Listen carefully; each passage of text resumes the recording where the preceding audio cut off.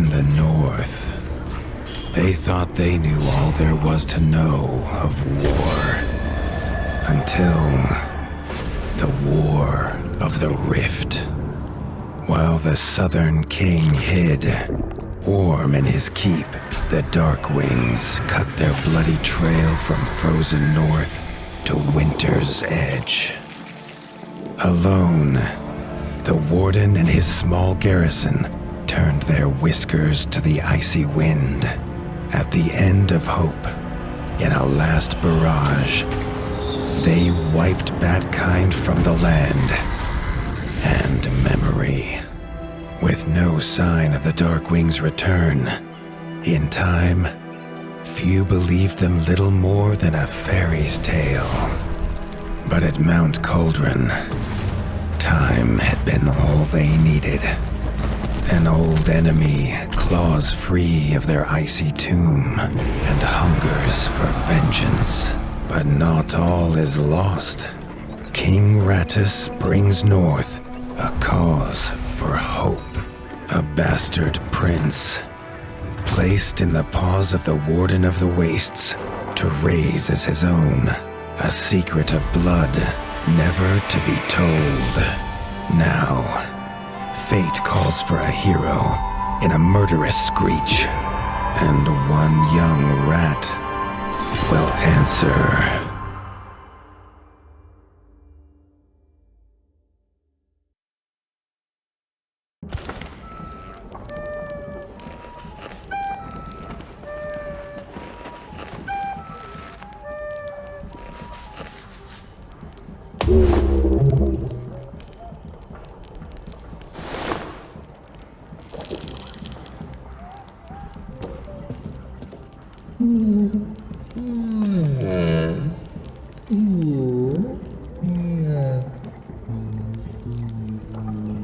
The stomp of his father's boots on the stair was how every morning began for Arlo. The booming shout to ready himself was louder still, but such was Lord Eivor's zeal at a new day.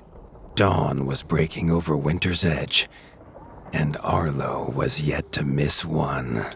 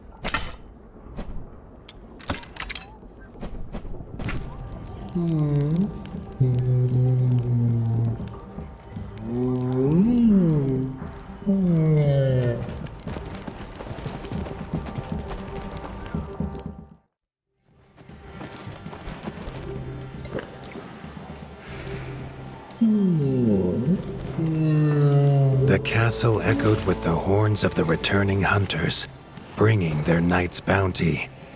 Arlo's little heart quickened to hear it.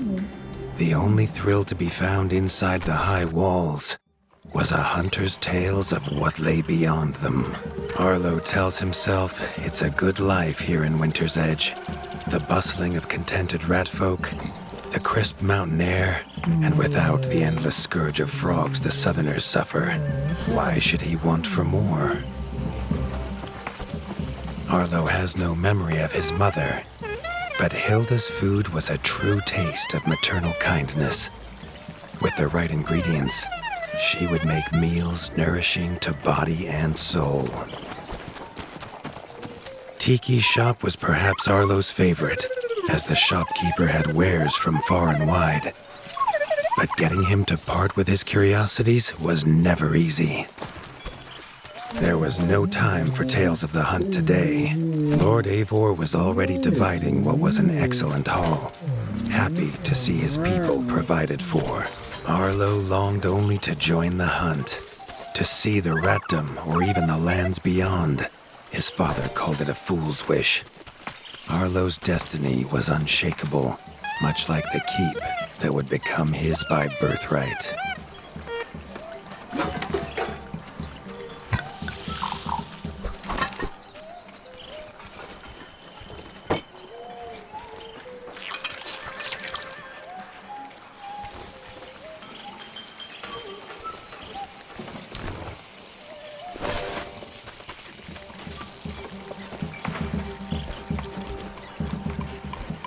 Chief Mason Leaf was the rat Arlo most admired. As younger brother to Lord Eivor, his carefree uncle never faced the burden of being Warden of the Wastes. With walls this strong, his duties were light, leaving him plenty of time for his nephew. Krunk was a rat's rat, with no interests beyond his forge. If you have the parts, this Mastercraft's rat can make armor and weapons that would see off a sky scorcher bite, or so he claims. Arlo wondered how well they'd do against something that wasn't a myth.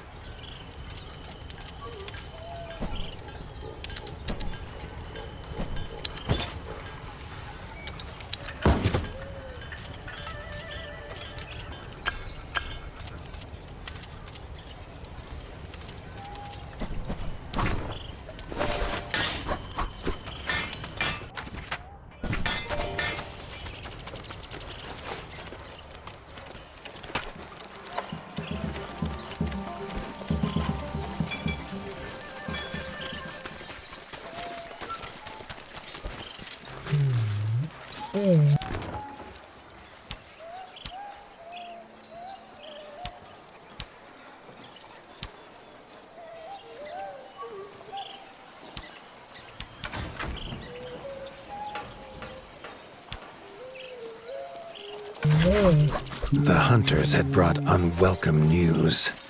A family of the reviled creatures ratfolk called backstabbers had moved into the wastes. Eivor told his son to fetch his weapons.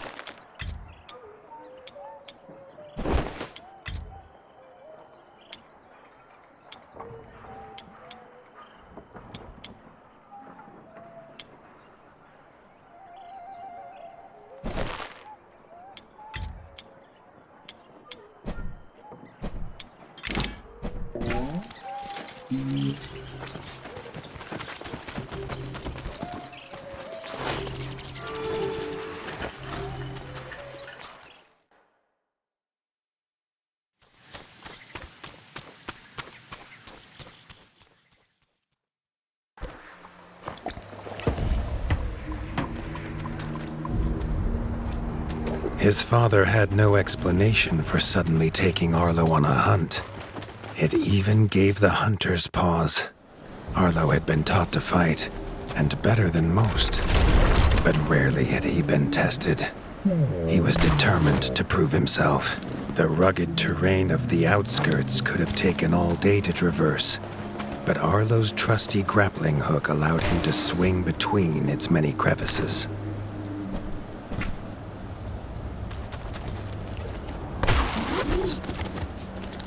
Arlo liked the feel of a sharp axe cutting through the vines.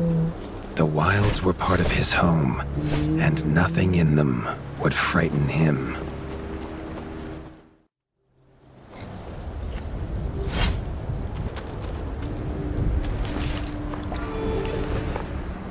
The famous frostberry bushes of the wastes were in full fruit already. Their juice made a healthy tonic, though Lord Eivor preferred them fermented. His father was a sturdy rat, built for strength, not speed. So Arlo found it curious that he challenge him to a race. The prospect of the hunt had filled Lord Eivor with a vigor that his son had not seen in years, or at least since breakfast. A warden fights the hardest battles, he told Arlo, and needs the sharpest blade. With that, Eivor gifted Arlo his own sharpening whetstone. Whether these beasts were named for their spines or for some past unforgivable deed, no Rad knew. Either way, Arlo was about to find himself at the pointy ends of this brood. Even young backstabber Red attacks were brutal, but a well-timed dodge would see Arlo escape unscathed.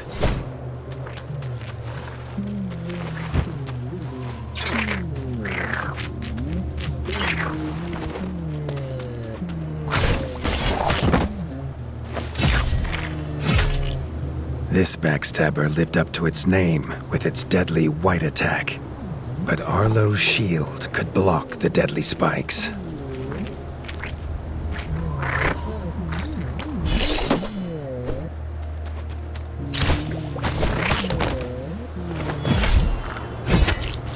This young one used vicious yellow attacks. Arlo had to time his parries perfectly.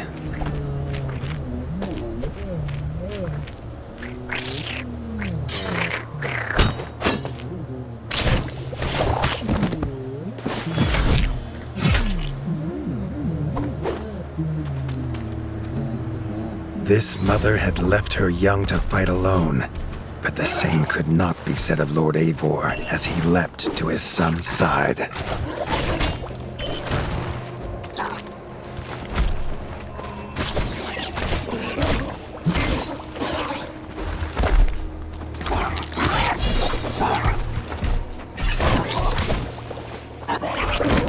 It was Lord Eivor's mighty blade that took her head, but the fight was won together.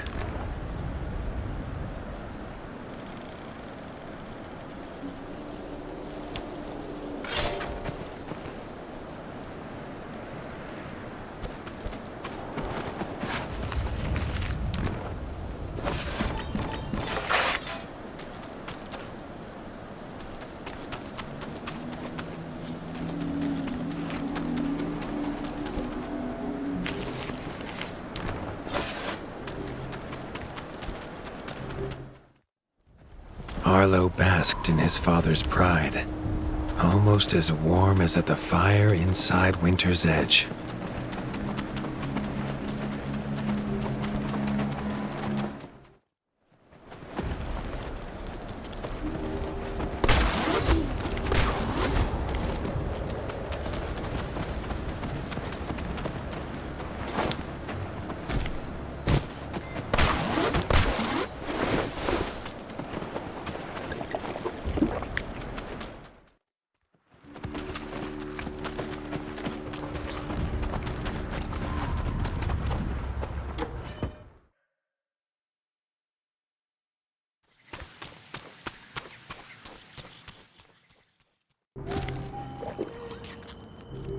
Triumphant and keen to tell the tale of his son's victories, Lord Eivor set to a night of drinking with the elders.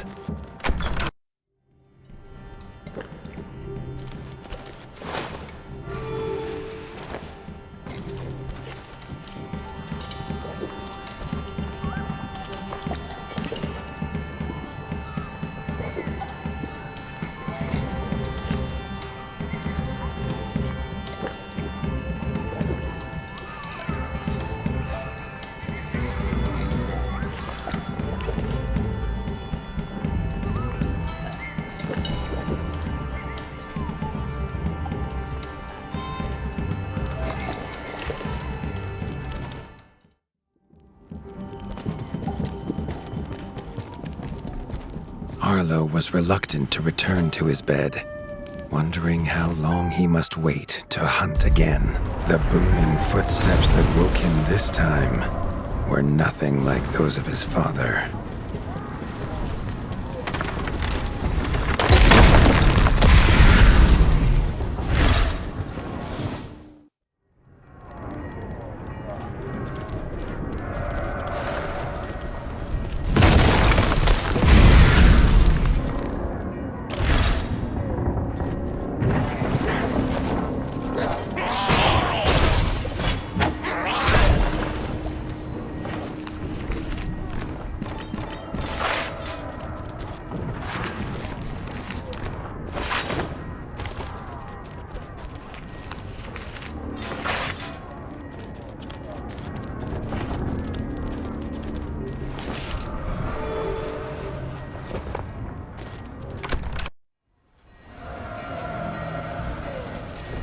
found his father. The warden stood alone, holding back a whole Darkwing army, their cruel Count Kazakh leading them. His father charged, but the Darkwing Count was as fast as he was strong. The Winter's crown tumbled to Arlo's feet, now without a head to rest on. There was no time to grieve his father, as from above the Count revealed his greatest weapon, a Sky Scorcher. Not a fairy's tale, but an undead beast whose very breath could level kingdoms. And its eye was trained on Arlo. All that came next was a fog of bloodlust, snapping jaws, and the beating of leathery wings.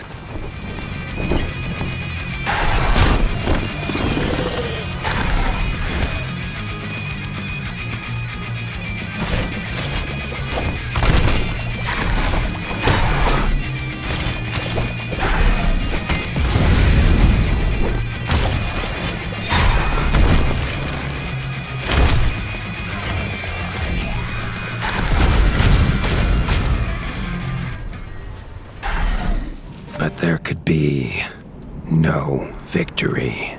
Arlo awoke, groggy and warm to his father's shouts. Only he wasn't in bed.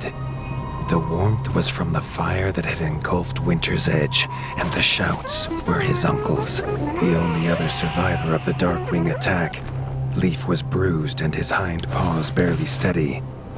He'd seen villagers flee to the outskirts. Arlo knew it was up to him to make them safe.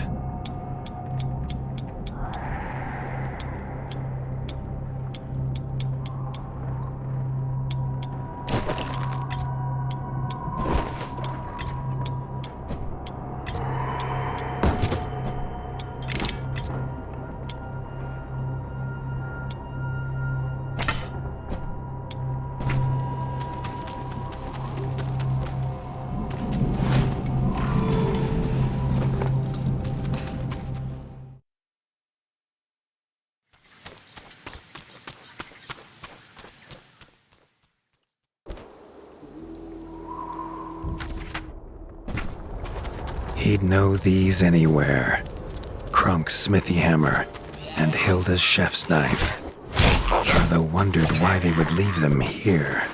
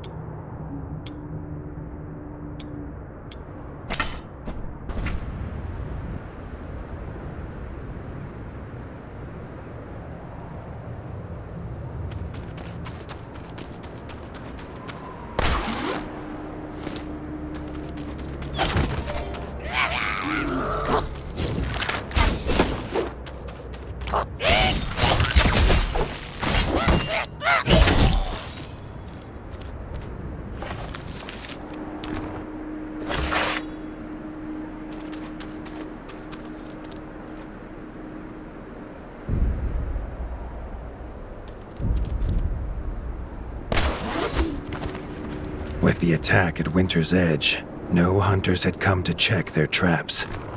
Arlo thought he might find a use for them.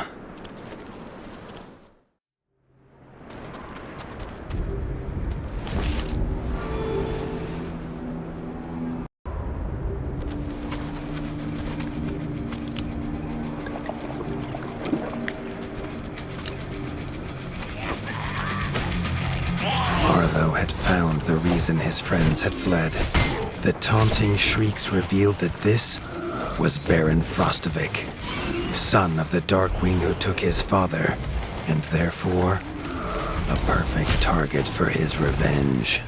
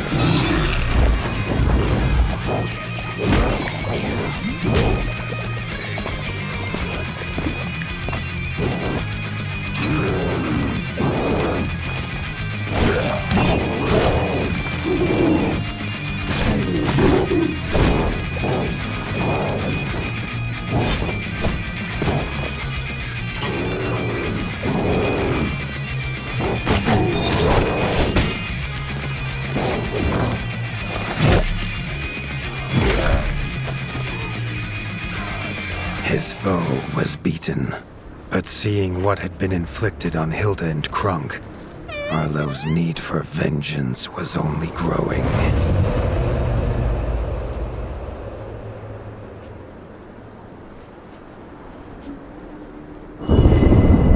Arlo suddenly wished to be within the walls of Winter's Edge, to hear the boot and boom of his father at dawn, a sound he realized he'd never hear again.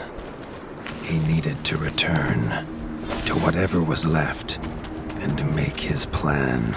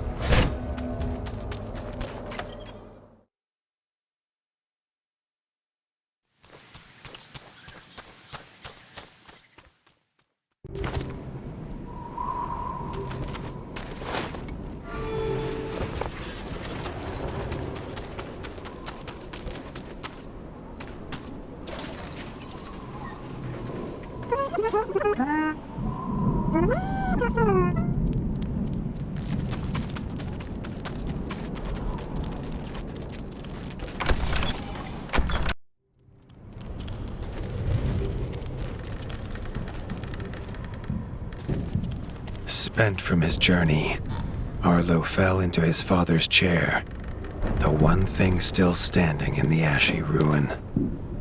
It was his chair now, along with the title of Warden of the Wastes. Arlo's shoulders slumped at the weight of it, but only for a moment. The Dark Wings had nearly scorched the ratdom to ash before, and now it was for him to stop them. He was going to rebuild Winter's Edge, a beacon of hope from which to drive back the shadow. This much Arlo knew. No rat would rebuild Winter's Edge on an empty stomach. The kitchen had to be fixed and stocked. Leaf suggested Arlo visit the Night Eyes of the Golden Forest, known for their hearty food. Arlo hoped rat wasn't the key ingredient.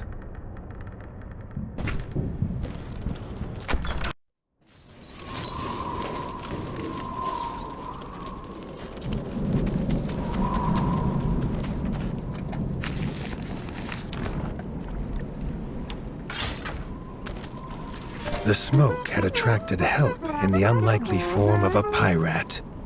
Captain Blacktail had seen many towns razed in his years, usually by his own paw, a fact he chose not to mention as he offered his services. The ship King Rattus's Revenge would take the young warden wherever he had need to go.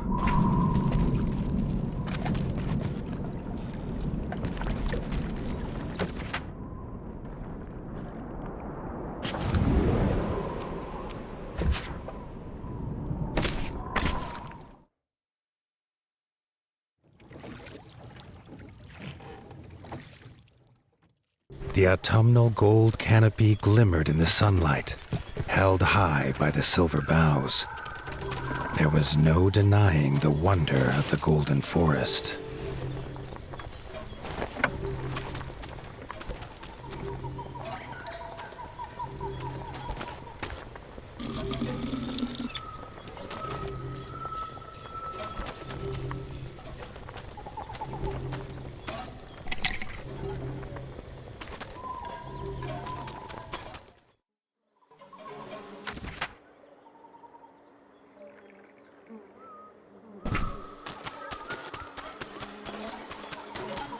The peace Arlo found beneath the leaves was not to last. A shrill cry cut through the calm, a call for help. The hoots came from inside the bug farm, along with a stench of pond scum and villainy. A frog trap.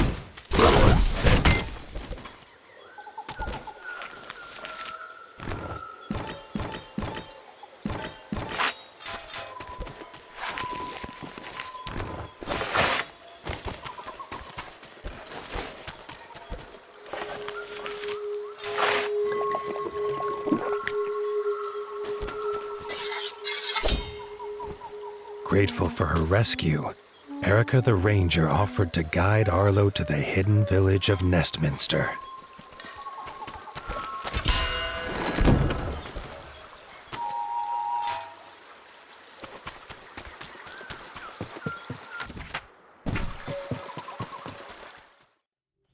Nestminster's entrance was guarded. Under their helmet, the eyes of the guards seemed to glow. Was he prey walking into a hunter's camp?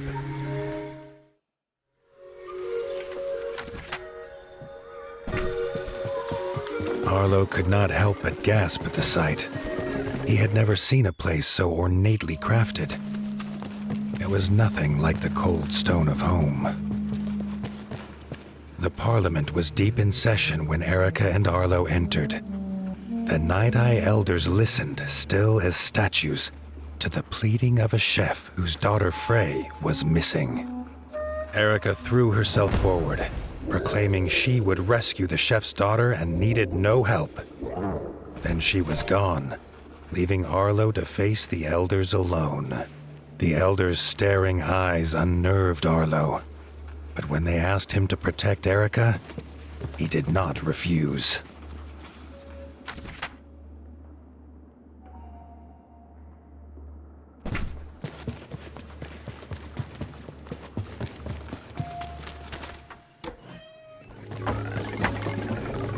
Frey's father told them she wanted fish for a new soup recipe.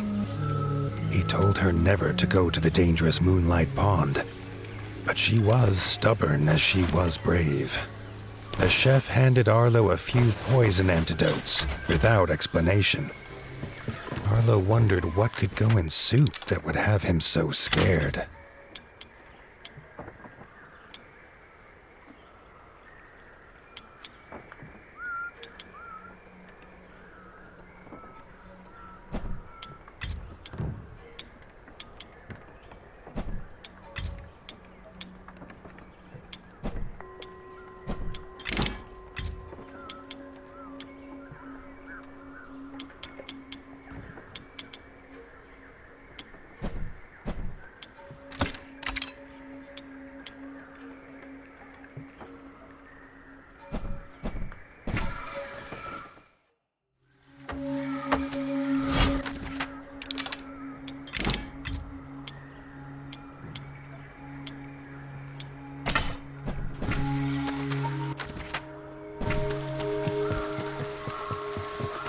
Erica said they must be as stealthy as the owls of old.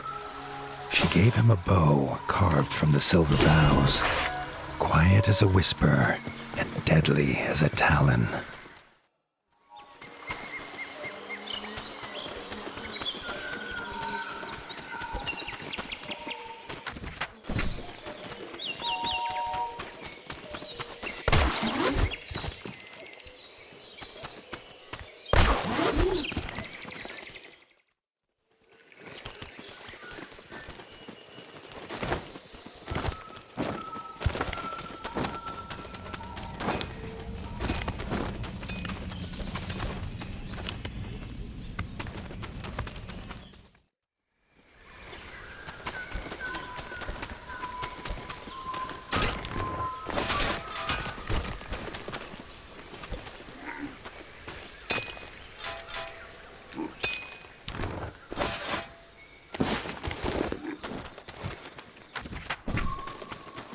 A white feather.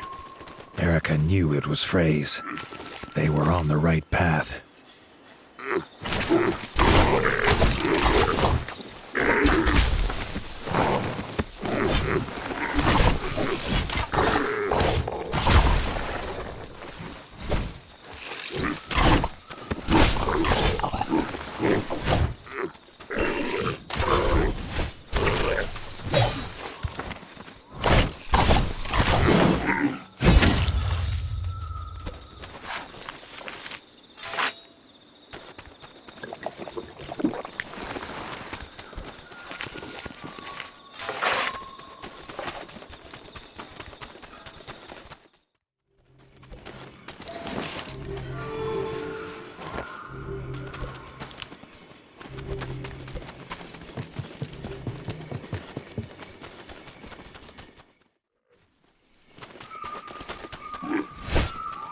frog scouting party squatted in the mushroom farm.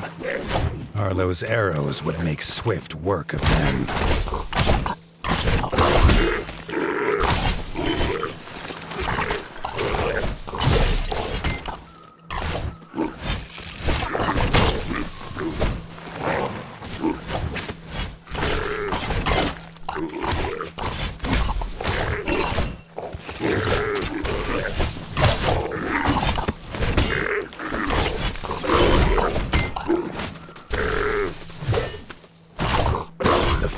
Emerged, shaken but grateful.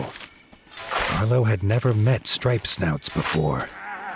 Badger brothers Marco and Lorenzo's keen eyes had seen Frey go by, headed for the pond.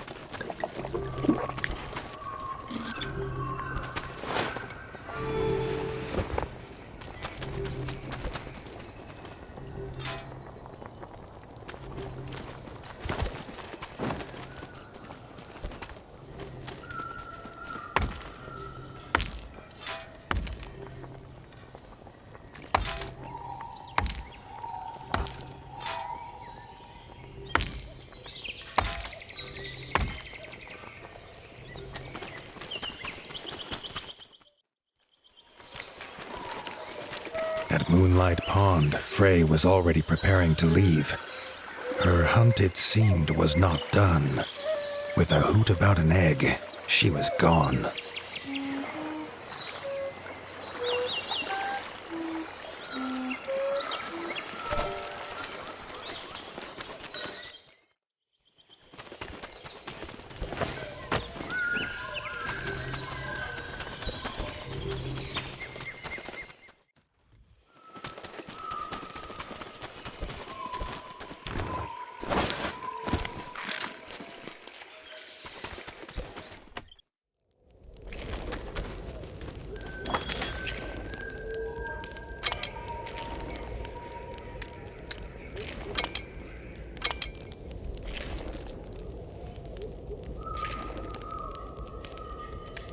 The farmer card.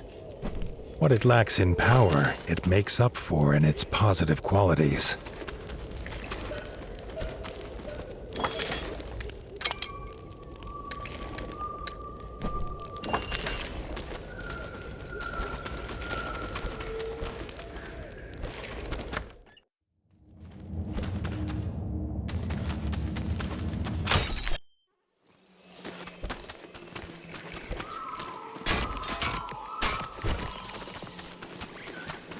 The sky flashed with a blinding light. Suddenly, towering before him stood an imposing figure, his flaming sword heating the air around Arlo. Thrusting his sword into the air, the stranger imparted his gift onto the young warden.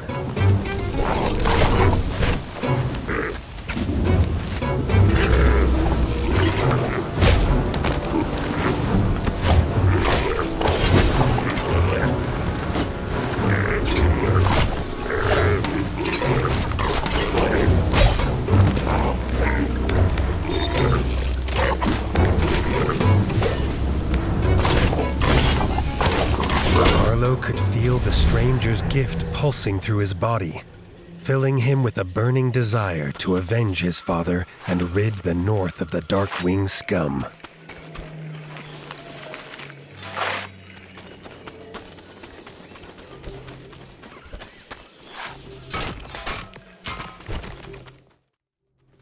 Tunnels are rarely used by Night Eyes, who prefer an open sky above.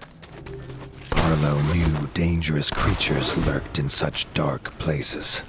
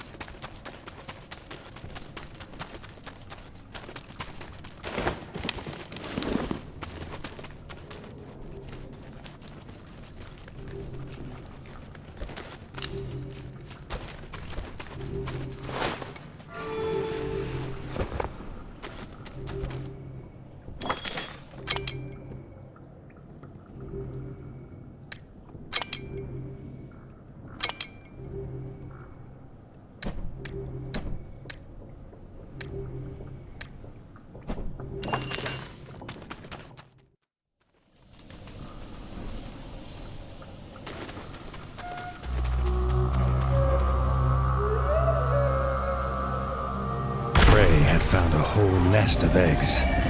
She was uninterested in who the owner might be, but the mother slither scale was very interested in her.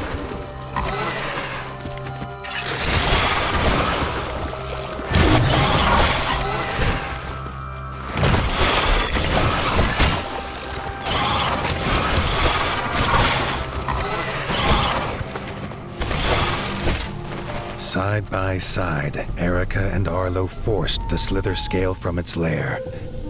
Erica would not leave Frey to travel alone. They would see him back at the Parliament.